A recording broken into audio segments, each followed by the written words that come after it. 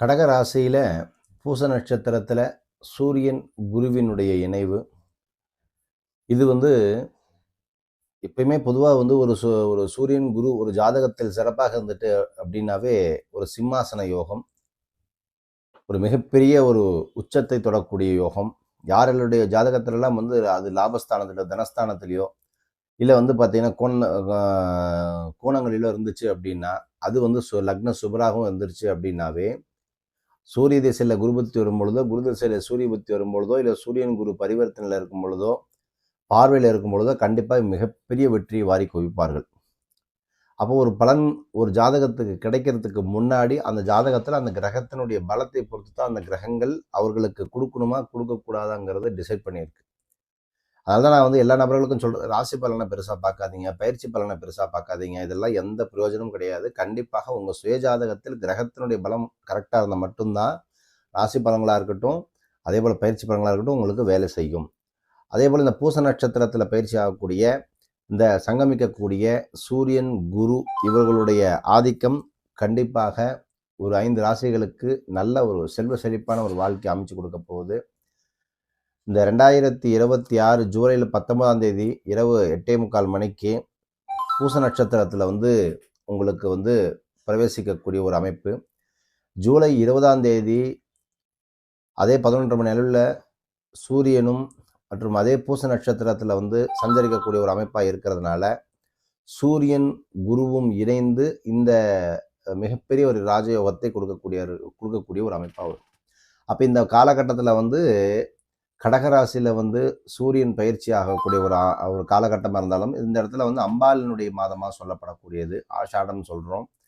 அதே போல் அம்பாளுக்கு வழிபட வேண்டிய வழிமுறைகள். அதே பூச நட்சத்திரத்தில் சூரியன் வரும்பொழுதும் என்ன ஆகும் அப்படின்னு கேட்டிங்கன்னா, உங்களுக்கு நிறைய சித்தர் வழிபாடு, அதாவது நீர், நிலம், ஆறு, ஏரி, குளம் பக்கத்தில் இருக்கக்கூடிய ஜீவசமாதிகளுக்கு சென்று வழிபடுவது உங்களுக்கு மிகப்பெரிய ஒரு மாற்றத்தை ஏற்படுத்தி தரும். வாழ்க்கையில் பலவிதமான சங்கடங்களை கஷ்டங்களை எல்லாம் நிவர்த்தி கொடுக்கும், பிரச்சனைகள்லாம் சரி பண்ணி கொடுக்கும். இதெல்லாம் நீங்கள் போயிட்டு வாங்க. சேங்காழிபுரம், அதே போல் தத்தாத்திரேயர், அதுக்கப்புறம் ராகவேந்திரர், இந்த மாதிரி கோயில்கள்லாம் நீங்கள் போயிட்டு வந்துட்டு இந்த மாதத்தில் போயிட்டு வாங்க. நிச்சயமாக நல்ல மாற்றம் கண்டிப்பாக தொழிலையும் சரி கடன்லையும் சரி ஒரு நல்ல மாற்றத்தை கொடுக்கும். அந்த ஒரு இணைவு சூரியன் குருவினுடைய இணைவு ஒரு 5 ராசிகளுக்கு முதல்ல மேஷத்துக்கு சிறப்பான பலனை கொடுக்க இருக்கு. மேஷத்துக்கு பார்த்தீங்கன்னா இந்த ஆளுமைத்தன்மை சூரியன் குரு வந்துருச்சு அப்படின்னா டிசிஷன் மேக்கிங் பவரை இன்க்ரீஸ் பண்ணி கொடுப்பாரு. ஏன்னா மேஷத்தில் சூரியன் உச்சமாகக்கூடிய ஒரு அமைப்பாக இருக்கிறதுனால அந்த இடத்துல சூரியனுடைய ஆளுகையும் குருவும் சேரும் பொழுது கண்டிப்பாக டிசிஷன் மேக்கிங், தனம், பொருளாதாரத்தை எல்லாம் வளர்ச்சி கொண்டு போகக்கூடிய ஒரு காலகட்டமாக இருக்க போகுது.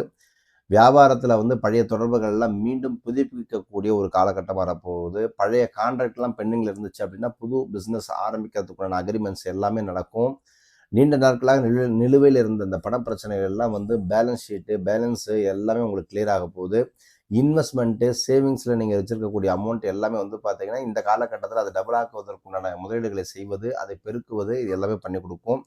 தேர்வுகளில் கண்டிப்பாக, அதாவது எக்ஸாம் எழுதி வெயிட் பண்ணுறவங்களுக்கு, டிஎன்பிஎஸ்சி கவர்மெண்ட் எக்ஸாம் எழுதி வெயிட் பண்ணுறவங்களுக்கெல்லாம் இது ஒரு நல்ல காலகட்டமாக இருக்க போகுது. குடும்பத்தில் இருக்கக்கூடிய கருத்து வேறுபாடுகள் எல்லாம் நீங்கி கண்டிப்பாக மேஷராசிக்காரர்களுக்கு இந்த சூரியன் குருவினுடைய இணைவு கண்டிப்பாக நல்ல மாற்றத்தை கொடுக்க போகுது. அடுத்ததாக வரக்கூடிய ராசி பார்த்திங்கன்னா சிம்ம ராசி. சிம்மத்துக்கு சனி ஒரு வகையில் பிரச்சனைகளை கொடுத்துக்கிட்டு இருந்தாலுமே ஒரு பக்கம் 2ஆம் இடத்துக்கு உண்டான அதிபதி புதனும் உங்களுக்கு ஜாதகத்தில் நல்லா இருந்துருச்சு அப்படின்னா கண்டிப்பாக ஓரளவுக்கு அந்த கம்யூனிகேஷன் ஸ்கில்ல, சாஃப்ட்வேரில், அட்மினிஸ்ட்ரேஷன்லாம் நல்ல மாற்றத்தை ஏற்படுத்தி கொடுக்குற அமைப்பாக வரப்போகுது. ஸோ இது உங்களுக்கு அந்த ஹைக்கு, பொருளாதாரம் சார்ந்த விஷயங்களை எல்லாம் மாற்றி கொண்டு செல்வது, இது எல்லாம் ஏற்படுத்தி கொடுக்கக்கூடியது. உங்களுக்கு ரொம்ப நாளாக இருக்கக்கூடிய திட்டங்களை எல்லாம் நிறைவேற்றக்கூடிய ஒரு காலகட்டம். வேலை மற்றும் முயற்சியில் இறங்குறவங்களுக்கு, அந்த வேலை தேடிட்டு இருக்கிறவங்களுக்கு எல்லாருமே கண்டிப்பாக உங்களுக்கு சடனாக ஆஃபர் கிடைக்கக்கூடிய ஒரு அமைப்பு, அதாவது டிரான்ஸ்ஃபரு, இது எல்லாமே உங்களுக்கு நடக்க போகுது. வியாபாரத்தில் புது கிளைண்ட்ஸ் எல்லாம் உங்களுக்கு உள்ளே வர போகிறாங்க. அதாவது புது வாடிக்கையாளர்கள்லாம் உள்ளே உங்களுடைய வியாபாரத்தை விருத்தி செய்வதற்குண்டான ஒரு அடித்தளமாக அவர்கள் இருப்பார்கள் கண்டிப்பாக. அதாவது நீங்கள் ஒரு இன்வெஸ்ட்மெண்ட்டை நீங்கள் உள்ளே போடுற மாதிரி வரும். குடும்பத்தில் இருக்கவங்களுடைய ஆலோசனை கண்டிப்பாக அப்பா, அம்மா அவர்களுடைய ஆலோசனை கண்டிப்பாக சிம்மராசிக்காரர்களுக்கு தேவைப்படுது. அதே மாதிரி நீங்கள் சொல்கிறதும் அவங்க ஏற்றுக்கொள்ளக்கூடிய நிலையில் வருவார்கள். சமூக சேவையில் கண்டிப்பாக, அதாவது சோஷியல் ஒர்க்கில் இன்வால்மெண்ட் பண்ணிக்கக்கூடிய ஒரு காலகட்டமாக உங்களுக்கு இந்த சிம்மராசிக்காரர்களுக்கு இந்த சூரியன் குருவினுடைய இணைவு சிறப்பாக பேசப்படக்கூடியது.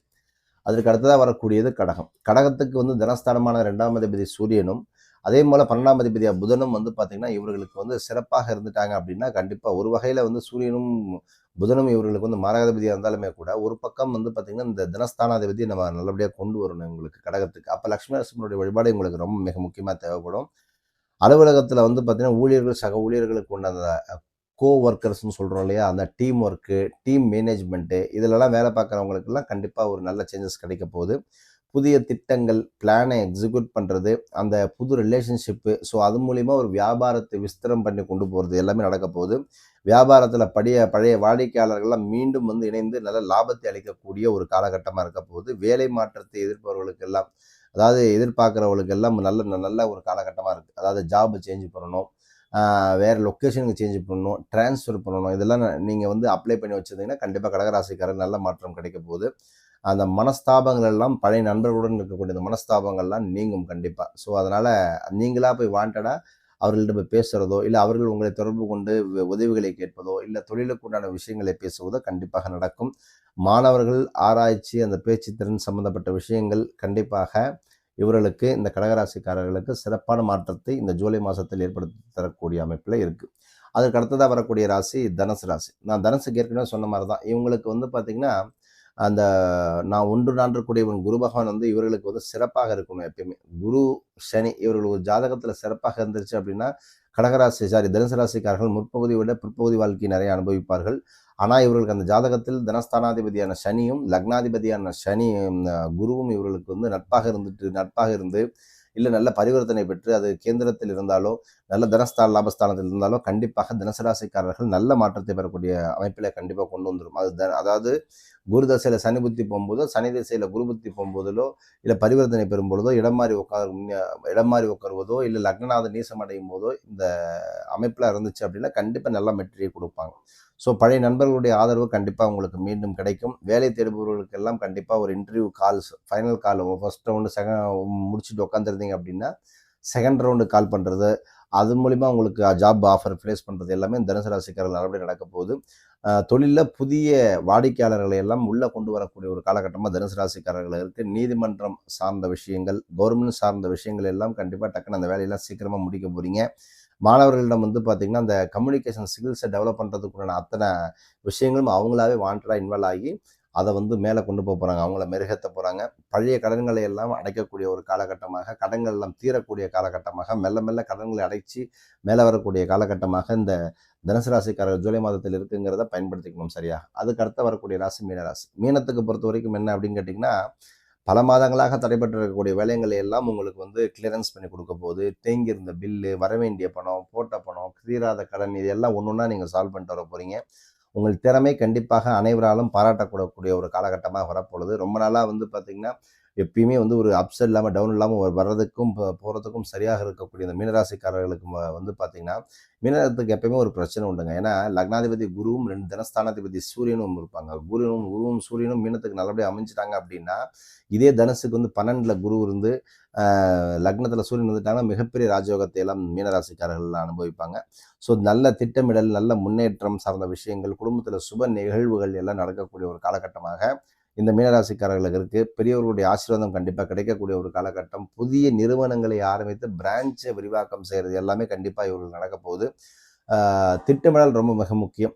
ஸோ இப்போ நான் சொல்லக்கூடிய இத்தனை ராசிகளுக்குமே வந்து பார்த்திங்கன்னா இந்த சூரியன் குருவினுடைய இணைவு கண்டிப்பாக நல்ல மாற்றத்தை கொடுக்கக்கூடிய ஒரு அமைப்பாக வர்றது அப்படிங்கிறதுனால இந்த காலகட்டத்தை சிறப்பாக பயன்படுத்துங்கள், நிச்சயமாக வெற்றி கிடைக்கும். லக்ஷ்மி நரசிம்மருடைய வழிபாடும் ஜீவசமாதியினுடைய வழிபாடும் கண்டிப்பாக பேசப்படக்கூடிய வழிபாடாக சொல்லப்படக்கூடியது எல்லா ராசிக்காரர்களுக்குமே. இந்த ராசின்னு கிடையாது, எல்லா ராசிகளுக்குமே. பொதுவாக ஒரு ராசிக்குள்ளே சூரியன் நுழையும் போது அங்கே இருக்கக்கூடிய சந்திரன் வந்து வளர்பிறை. அப்போ அந்த வளர்பிறையோடு அந்த சூரியன் குருவும் சேருது அப்படின்னா, அப்போ அமாவாசைக்கு அப்புறமா வரக்கூடிய நாட்களில் பூச நட்சத்திரத்தன்று கண்டிப்பாக நீங்கள் ஒரு பக்கத்தில் இருக்கக்கூடிய ஜீவசமாதி கோவில், அம்பாளுடைய கோவில்களுக்கோ, இந்த பூச மனுஷ உத்திரட்டாதி வரக்கூடிய சனியோட நட்சத்திரத்திலோ, இல்லை கடகராசியில் இருக்கக்கூடிய பூச நட்சத்திரத்திலோ கண்டிப்பாக போய் ஜீவசமாதியை வழிபடுவதும், அம்பாளுக்கு வந்து விளக்கேற்றுவதும், லக்ஷ்மி நரசிம்மரை வழிபடுவதெல்லாம் ரொம்ப சிறப்பான ஒரு மாற்றத்தை கண்டிப்பாக இந்த காலகட்டம் ஏற்படுத்தி தர இருக்குது. ஒரு விஷயத்தை புரிஞ்சுக்கணும், என்னதான் நம்ம பலன்களை பற்றி பேசினாலும் ஆஹா ஓஹோ அப்படி இருக்குங்கிறத நம்ம பேசினாலும் நம்ம வியூவர்ஸுக்கு நம்ம சொல்கிற ஒரே விஷயம் என்ன அப்படின்னா, உங்கள் சுயஜாதகத்தில் இருக்கக்கூடிய கிரக பலன்களை பொறுத்து தான் உங்களுக்கு பலன் கிடைக்குதுங்கிறது தான் நான் பார்த்த உண்மை. வெறும் பயிற்சி பலன்களாலேயோ ராசி பலன்களில் கண்டிப்பாக எந்த ஒரு முன்னேற்றம் யாருக்கும் கிடைக்கல. எல்லாரும் ஜாதகம் பார்க்குறவங்க எல்லாருமே எல்லாமே எல்லாரும் ஆஹா ஓஹோன்றாங்க சார். பட் எதுவுமே எனக்கு ரிசல்ட்டாக வரல அப்படிங்கிறது தான் எனக்கு நிறைய கிட்டத்தட்ட 1000 கொஷின்ஸாக இருக்குது. நான் எல்லாருக்கும் சொல்கிற ஒரே பொது விதி தான் உங்களுக்கும் சொல்கிறேன். உங்கள் லக்னம் அப்படிங்கிறது உங்களுடைய இப்போ நீங்கள் இருக்கக்கூடிய நபர், உயிர், ஆத்மா, உடல் எல்லாம். அதிலிருந்து உங்களுடைய கிரக அமைப்புகள் எப்படி பதிஞ்சிருக்கோ, உங்கள் கிரக அமைப்புகள் எப்படி உட்காந்துருக்கோ, என்ன பார்வை பெற்றிருக்கோ, என்ன பரிவர்த்தனை பெற்றிருக்கோ, அதை பொறுத்து தான் அந்த ஜாதகருக்கு நல்லது கெட்டது எல்லாம் நடக்குங்கிறது தான் அதில் இருக்கக்கூடிய அனுபவபூர்வமான உண்மை.